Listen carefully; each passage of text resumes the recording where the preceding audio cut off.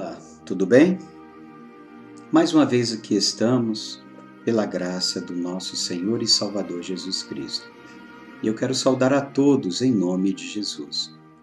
Ao longo desta semana, nós estudamos a respeito das bem-aventuranças, que está registrado em Mateus, no capítulo 5, do verso 1 ao verso 12. E eu gostaria de ler esta passagem para nós meditarmos por alguns instantes na Palavra de Deus. Mateus capítulo 5, do verso 1 ao verso 12, que nos diz: Vendo Jesus as multidões, subiu ao monte, e como se assentasse, aproximaram-se deles os seus discípulos, e ele passou a ensiná-los, dizendo: Bem-aventurados humildes de espírito, porque deles é o reino dos céus. Bem-aventurados os que choram, porque serão consolados. Bem-aventurados os mansos, porque herdarão a terra. Bem-aventurados que têm fome e sede de justiça, porque serão fartos. Bem-aventurados misericordiosos, porque alcançarão misericórdia. Bem-aventurados limpos de coração, porque verão a Deus. Bem-aventurados os pacificadores, porque serão chamados filhos de Deus. Bem-aventurados perseguidos por causa da justiça, porque deles é o reino dos céus. Bem-aventurados sois quando por minha causa vos injuriarem e vos perseguirem, e mentindo disserem todo mal contra vós. Regozijai-vos e exultai, porque é grande o vosso galardão nos céus, pois assim perseguiram aos profetas que vieram antes de vós. Amém? Querido Deus e poderoso Pai, a Tua palavra foi aberta, lida neste momento, e nós queremos, ó Pai, suplicar que o Teu Santo Espírito possa aplicar esta palavra em nosso coração. Graças te damos e oramos em nome de Jesus. Amém. As bem-aventuranças. Mateus 5, do verso 1 ao verso 12, ele descreve este diálogo que Jesus teve com os seus discípulos e com aquela multidão. O Sermão do Monte é o primeiro dos 5 grandes blocos de ensino que aparecem em Mateus. Ele está falando que depois de sermos salvos, Jesus, ele descreve, ele relata isso. Nós precisamos desenvolver qualidades a fim de recebermos um galardão no reino dos céus. Uma advertência disso foi que o Senhor falou no verso 12. Ele disse: Regozijai-vos e exultai, porque é grande o vosso galardão nos céus. Então, tudo o que ele está falando aqui nesta passagem, todo o contexto é sobre toda a recompensa, galardão, e não sobre a salvação. E que características são essas que nós precisamos ter? Em primeiro lugar, Jesus foca bem sobre as bem-aventuranças. E ele diz no verso 3, Bem-aventurados os humildes de espírito, porque deles é o reino dos céus. Ser feliz, ser abençoado, ser bem-aventurado é ter um coração alegre que esteja em paz com Deus, mesmo em meio às tribulações. Ser humilde de espírito não significa que são os que estão desprovidos de bens materiais. Na verdade, os humildes de espírito sabem que são dependentes totalmente de Deus e que não precisam fazer nada para se exaltar diante do Senhor. Os humildes de espírito reconhecem suas limitações e entendem que precisam de Deus o tempo todo. O humilde de espírito também não precisam ser reconhecidos diante das pessoas. Por isso, não tentam ser melhores que ninguém. Eles sabem que o reconhecimento vem de Deus. Muitas pessoas são ricas, abastardas, mas não são humildes, não reconhecem o Mestre. Sendo assim, aqueles que são humildes de espíritos, eles conseguem se relacionar melhor com os outros, pois se tornam pessoas mais amorosas, tolerantes e humanas. E conforme disse o Senhor Jesus, o reino dos céus pertence aos humildes de espírito. Nós vemos também aqui, quando falam bem-aventurados que choram, porque serão consolados. Bem-aventurados que choram, porque serão consolados. O choro, diferentemente do lamento, sempre fez parte da sociedade. Chorar por qualquer coisa, inclusive para se obter uma vantagem, tem sido o costume da humanidade. Porém, ao nos depararmos com as palavras de Jesus, percebemos que este choro é mais profundo, pois Cristo foi ungido pelo Espírito do Senhor para trazer as boas novas aos cativos, evangelizar aos pobres com a mensagem da salvação, restaurar a vista aos cegos por meio da luz da vida, pôr em liberdade os cativos através da libertação, pela maravilhosa graça, e apregoar o ano aceitável do Senhor, através do convite pessoal que Deus faz a todos os homens para virem até Ele. Portanto, bem-aventurados são os que choram, lamentando seus próprios pecados, pois uma vez libertos pelo sangue do Cordeiro que foi derramado na cruz do Calvário, mesmo em tempos de guerra, têm a garantia de uma vida de paz na presença do Senhor. Porém, diante de todas estas circunstâncias, nós observamos aqui no verso 6, quando o Senhor fala: bem-aventurados que têm fome e sede de justiça, porque serão fartos. Aqueles que têm fome e sede de justiça são os que buscam diligentemente fazer a vontade de Deus, santificando diariamente a sua vida e seguindo os passos do Senhor.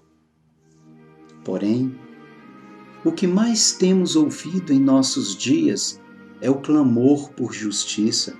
A corrupção tem tomado conta da sociedade de forma que o justo, aquele que procura fazer o que é certo, tem sido ridicularizado, tem sido humilhado, tem sido desprezado. E ao nos depararmos com as circunstâncias, percebemos que somente o Senhor pode saciar a nossa sede, pois Ele é a fonte de águas vivas. Somente o Senhor pode saciar a nossa fome, pois Ele é o pão vivo que desceu do céu. Portanto, nós precisamos buscar ao Senhor, pois somente nele seremos fartos, saciados pela justiça divina. Nós precisamos ser felizes pela misericórdia do Senhor, porque quando nos diz bem-aventurados os misericordiosos, no verso 7, os misericordiosos alcançarão a misericórdia de Deus. Misericórdia é lançar o coração na miséria do outro, é estar pronto em qualquer tempo para aliviar a sua dor, o seu sofrimento. O sentido da palavra hebraica para misericórdia é a capacidade de entrar em outra pessoa até que praticamente podemos ver os seus olhos, pensar com a sua mente e sentir com o seu coração. É mais do que sentir piedade por alguém. É assim que descreve o comentarista Barclay. Ser feliz é saber que a misericórdia de Deus se renova sobre mim a cada manhã. E por isso, a minha relação com o meu próximo também se renova, mesmo em meio às tribulações. O servo de Deus não suporta ver a injustiça que é praticada pelo homem. O servo de Deus procura ser um exemplo de pessoa, de profissional íntegro e reto. Um servo que glorifica a Deus através dos seus atos. Ele nunca se promove com a miséria do próximo, pois ele se vê na mesma situação, carente, necessitado da misericórdia de Cristo. Fomos achados pelo Senhor como miseráveis pecadores, porém agora estamos lavados pelo sangue do Cordeiro derramado na cruz do Calvário em nosso favor. Nós somos felizes porque alcançamos a misericórdia de Cristo. O verdadeiro testemunho, ele requer um coração limpo, porque conforme nos diz no verso 8, bem-aventurados os limpos de coração. Por quê? Porque verão a Deus. Observe nas palavras de Jesus que a sua vontade é que os cristãos não demonstrem simplesmente uma pureza externa, como os fariseus assim o faziam. Cristo requer àqueles que o servem que cada um demonstre uma pureza de coração, um interior puro. Cristo requer que sejamos destituídos de toda hipocrisia e de toda aparência de santidade exterior, e que vivamos em sinceridade e em integridade de vida em nossos relacionamentos com Deus e com o nosso próximo. Cristo quer que tenhamos pensamentos, desejos e motivos puros, e que isso se evidencie com coerência em palavras e atos puros na nossa vida com Deus e com o nosso próximo. Nesses dias, devido à pandemia do coronavírus, lavar as mãos, desinfetar as roupas e objetos e tudo mais faz parte do nosso cotidiano. Porém, o único que pode purificar o nosso coração de todo o pecado é o Senhor Jesus. Portanto, para adorar a Deus, o Senhor como supremo pastor, ele exige uma pureza mencionada por Jesus, tanto que intimamente, como na maneira de nós agirmos entre os homens, testemunhando a verdadeira santidade que provém de Deus, semeando a paz do Senhor, porque bem-aventurados, conforme no verso 9, são os pacificadores, porque serão chamados filhos de Deus. Atualmente, em meio a tantas guerras e com o aumento da violência urbana, a humanidade tem buscado desesperadamente pela paz, e para que haja paz entre os homens, é preciso haver uma paz interior dentro do coração, e esta paz somente o Senhor pode dar. Aqueles que possuem essa paz procuram dissipá-la por onde passam, e as suas palavras são doces como mel. O seu olhar é sereno e calmo, o seu agir é exemplar e contagiante. Por isso, são chamados filhos de Deus. Mas ele continua, o Senhor continua dizendo aqui no verso 10, quando nos fala: bem-aventurados os perseguidos por causa da justiça, porque deles é o reino dos céus. Verso 11, bem-aventurados sois quando por minha causa vos injuriarem e vos perseguirem e mentindo disserem todo o mal contra vós. É interessante observar que na 8ª e última bem-aventurança, Jesus afirmou aos seus discípulos, são verdadeiramente felizes por serem perseguidos. Eles são felizes por serem perseguidos. Ouça o que ele diz. Algumas observações gerais desta bem-aventurança. Jesus, ele proferiu tais palavras ainda no início do seu ministério, a fim de alertar os seus discípulos de que a perseguição seria uma realidade na vida deles, caso o seguissem fielmente. Jesus repete o termo bem-aventurado 2 vezes, tanto no verso 10 como no verso 11. Mas ele está referindo-se a uma só bem-aventurança. Ele quer enfatizar com esta repetição: a perseguição é uma certeza na vida do crente, e que ser perseguido por causa de um fato, de uma grande bênção, por causa de Cristo, é uma grande bênção. A 8ª bem-aventurança é o resultado das 7 primeiras. A perseguição é consequência das demais. Os bem-aventurados dos versos 10 e 11 são os mesmos dos versos 3 a 9 que são narradas nesta passagem. À medida que o crente à medida que o crente fiel manifesta o caráter cristão das bem-aventuranças, ele não será aceito pelo mundo, mas ele sofrerá dele a perseguição. O que é perseguição? A perseguição é uma das tribulações que pode nos sobrevir durante a nossa caminhada cristã na terra. Observe que o crente, por perseguir a vida cristã em virtude do seu amor por Cristo, será perseguido. Tal perseguição aos cristãos pode ocorrer de diversas maneiras, através dos insultos e zombarias. O crente sofre perseguição quando é maltratado com palavras vis, que são lançadas injustamente contra ele. Ele pode ser ofendido verbalmente, além de ser alvo de piada e de mangação da parte dos outros. Pelo fato de sermos cristãos, é inevitável que isso nos aconteça.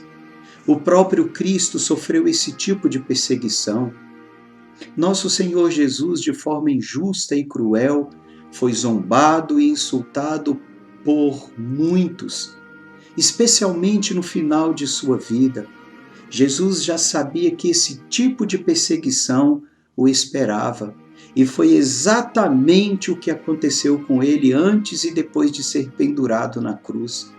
Ele foi zombado pelos soldados, pelos que passavam perto da cruz, pelos líderes religiosos, pelos 2 ladrões que estavam ao seu lado e um muito evidente, não acreditando e duvidando do seu poder. Ninguém foi tão insultado e zombado quanto o Senhor Jesus Cristo, e nem o será. No entanto, ele afirmou que seus discípulos sofreriam perseguição por causa de insultos e zombarias, como o Senhor também os seus servos. E ele disse: seus discípulos foram os primeiros a serem zombados e insultados por causa de sua fé em Cristo. Calúnias e difamações, perseguições físicas, prisões, açoites e mortes. Que atitude! O Senhor Jesus ordenou aos seus discípulos diante da perseguição por sua causa?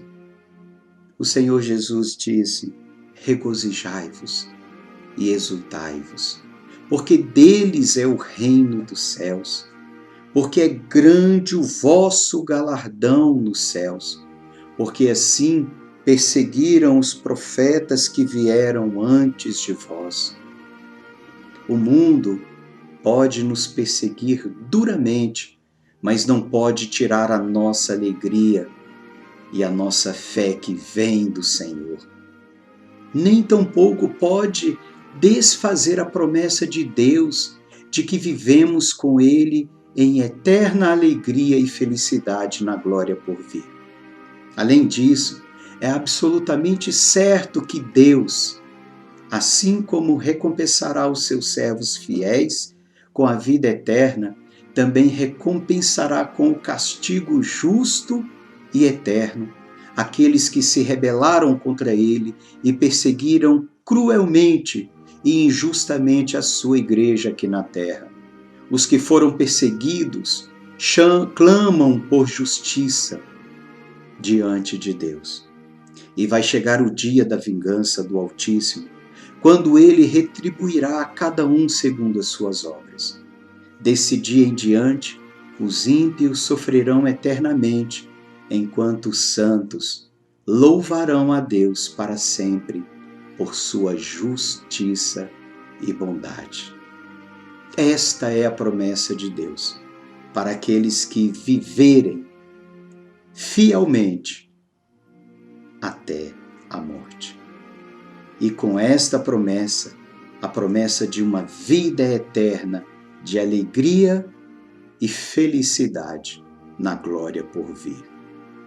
O mundo não perde por esperar o que Cristo tem preparado para a sua igreja. Louvado seja o nome do nosso Deus. Bem-aventurados, somos felizes em meio às tribulações. Louvado seja o nome do Senhor. E que a graça do Senhor Jesus, o amor de Deus, o nosso eterno Pai, a comunhão e a consolação do Espírito Santo de Deus esteja com todo o povo de Deus hoje e para todo sempre. Amém. Amém.